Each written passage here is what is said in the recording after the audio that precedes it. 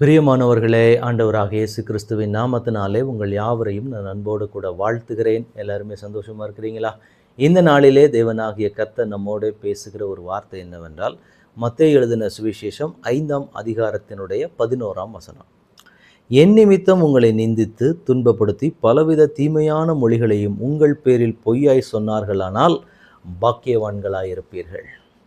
இந்த வார்த்தை கேட்டுக்கொண்டிருக்கிற எனக்கன்பான தேவனுடைய பிள்ளைகளே, என் நிமித்தம் உங்களை நிந்தித்து, ஆண்டவராகிய இயேசு கிறிஸ்துவின் நிமித்தம் நீங்கள் படுகிற பாடுகள், நீங்கள் சகிக்கிற சில வேதனைகள், நான் கிறிஸ்துவை ஏற்றுக்கொண்டது நிமித்தமாக அநேகரால் நான் புறக்கணிக்கப்படுகிறேன், அநேகருக்கு என்னை பிடிக்கவில்லை, அதுவரைக்கும் என்னை நேசித்தவங்க இன்றைக்கு என்னை நேசிக்கிறது கிடையாது. காரணம், நான் இயேசுவோடு கூட இருக்கிறேன், நான் இயேசுவுக்கு ஊழியம் செய்கிறேன், என் இயேசுவை நான் துதித்து பாடுகிறேன், நான் இயேசுவுக்கு உண்மையாக இருக்கிறேன், என் இயேசுவினுடைய சத்தத்தை நான் கேட்டு நடக்கிறேன் என்பதனாலேயே எனக்கு சில விரோதிகள் உருவாகிறார்கள். இது எல்லா தேவ பிள்ளைகளினுடைய வாழ்க்கையிலையும் நடக்கிற ஒன்று தான்.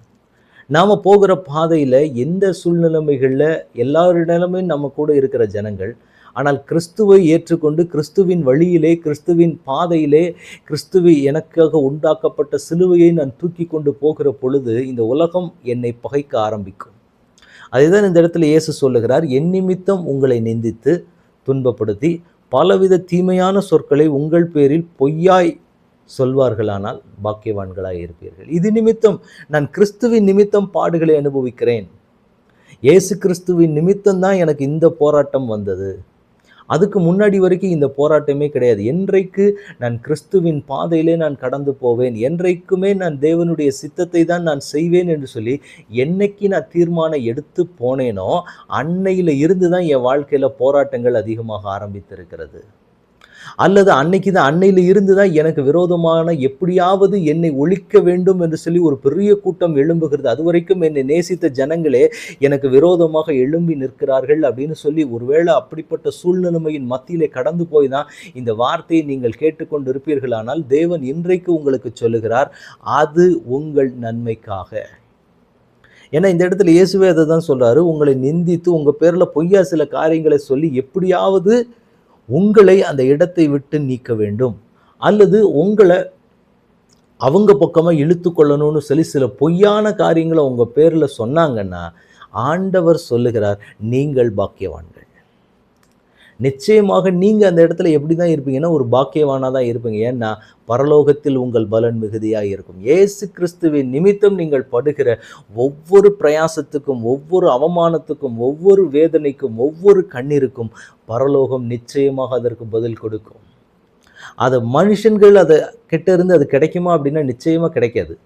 ஏன்னா நம்மை அங்கீகரிக்கிறவர்கள், நமக்கு ஏற்றுக்கொள்ளுகிற, என்றைக்கு நான் தேவ சமூகத்துக்கு முன்பதாக போய் தேவனை நான் முழுவதுமாக ஏற்றுக்கொண்டு என் தேவனுடைய சித்தத்தை தான் நான் முழுசுமாக செய்ய போகிறேன்னு சொல்லி நான் என்றைக்கு ஆண்டவரிடத்தில் ஒப்பு கொடுக்குறேனோ அந்த நாளிலிருந்து எனக்குள்ளே என்ன நடக்கும் அப்படின்னா, நான் செய்கிற எல்லா காரியத்தையும் இந்த உலகம் பகைக்க ஆரம்பிக்கும்.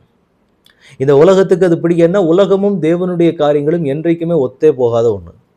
உலகம் அதனுடைய கான்செப்டே வேற, தேவன் அவருடைய கான்செப்ட் வேற. ஏன்னா தேவனுடைய ஸ்டாண்டர்டுக்கு ஏற்ற மாதிரி பேசுவார், இந்த உலகம் இந்த உலகத்திற்கு ஏற்ற மாதிரி பேசும். இது நீங்கள் அவங்களுக்கு சொல்லி புரிய வைக்கவும் முடியாது.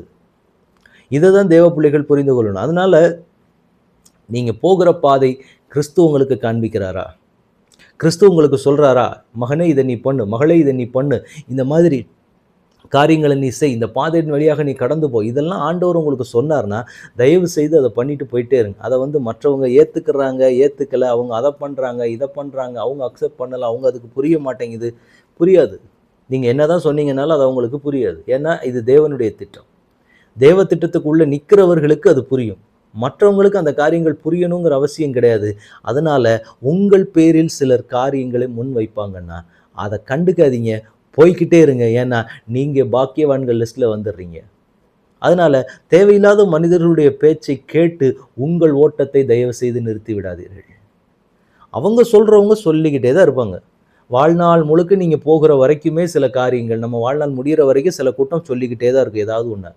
அதை பார்த்து நீங்கள் உங்கள் ஓட்டத்தை நிறுத்திவிட வேண்டாம். ஏன்னா கிறிஸ்துவின் நிமித்தம் நீங்கள் அனுபவிக்கிற ஒவ்வொரு அவமானத்துக்கும், புரிதலுக்கும், கண்ணீருக்கும் எல்லாத்துக்குமே நிச்சயமாக பதிலை கொடுக்கிற ஒரு தேவன் உங்களோட கூட இருக்கிறார். எனவே நீங்க என்ன பண்ணணும் அப்படின்னா, கர்த்தருடைய சமூகத்துக்கு போய், ஆண்டவரே உம்மின் நிமித்தமாக நான் இந்த பாடுகளை அனுபவித்திருக்கிறதுனால நான் பாக்கியவான், எனக்கு பரலோகத்திலே பலன் மிகுதியாக என் தேவன் கொடுக்க போகிறீர் அப்படின்னு சொல்லி ஆண்டவருடைய சமூகத்தில் உற்சாகப்படுத்தி உங்களை பலப்படுத்தி கொண்டு நீங்க கர்த்தருக்குள்ள செய்கிற வேலையை செஞ்சுக்கிட்டே இருங்க.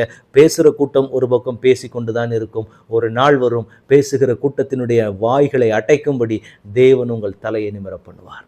இது தேவன் நமக்கு கொடுக்கிறதான வாக்குத்தத்தம். எனவே தேவனுடைய பிள்ளைகள் சோர்ந்து போகாம நீங்க கர்த்தருக்குள்ளாக செய்கிற காரியத்தை செய்யுங்க. நிச்சயமாய் தேவன் உங்களோட கூட இருந்து பெரிய காரியங்களை செய்வார். நம்ம ஜெபிக்கலாமா? தகப்பனே, உம்முடைய கரத்தில் எங்களை முழுவதுமாக ஒப்புக் கொடுக்கிறோம். நீர் சொன்ன வார்த்தையின்படியே அப்பா, என் நிமித்தம் உங்களை நிந்தித்து துன்பப்படுத்தி பலவித பொய்யான சொற்களை உங்கள் பேரில் சொன்னால் நீங்கள் பாக்கியவான்கள் என்று சொன்னீரே, அதே போல உம்முடைய பிள்ளைகள் உம்மி நிமித்தமாக என்னென்ன பாடுகளையும் வேதனைகளை அனுபவித்தாங்களோ அவைகள் எல்லாவற்றுக்கும் என் பரலோகத்தின் தகப்பன் பதில் கொடுத்து அந்த பிள்ளைகளை கர்த்தர் வழிநடத்த போகிற தயவுக்காக உமக்கு ஸ்தோத்திரம். அதுக்கு விரோதமாய் இருக்கிற தடைகள், சூழ்நிலைகள் இயேசுவின் நாமத்தினால மாறுவதாக. கர்த்தருடைய மகிமையான பிரசன்னம், உடைய மகிமையான கரம் எங்களோட கூட இருந்து எங்களை வழிநடத்தும்படி உடைய பரிசுத்த கரத்துக்குள்ளாக எங்களை ஒப்புக் கொடுக்கிறோம். பரலோகத்தின் தேவன் எங்களை ஆளுகை செய்ய வழிநடத்துங்க.